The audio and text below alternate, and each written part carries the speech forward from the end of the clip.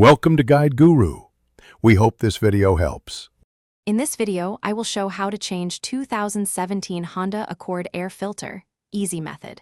Start by opening the hood and locating the rectangular air box on the passenger side near the fender. Unclip or unscrew the top cover using a screwdriver or socket and gently lift it to reveal the filter. Keep the box clean and note the filter orientation so you can install the new one the same way. With the cover off, take a moment to loosen any intake ducting that may block access, but do not force any clips. Carefully lift the filter straight up, handling it by the edges to avoid scattering dirt. Use a soft cloth to remove loose debris inside the housing and check the mass airflow sensor area for grime. These simple steps prevent contaminants from entering the engine when the new filter goes in.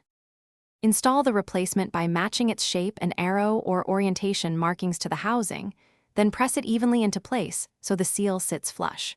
Refit the cover and tighten clips or screws until snug, but avoid over-tightening plastic fasteners.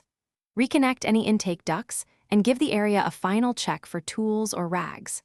Start the engine briefly to confirm no odd noises and that air flows smoothly. Thanks for watching. Consider subscribing if we helped you today.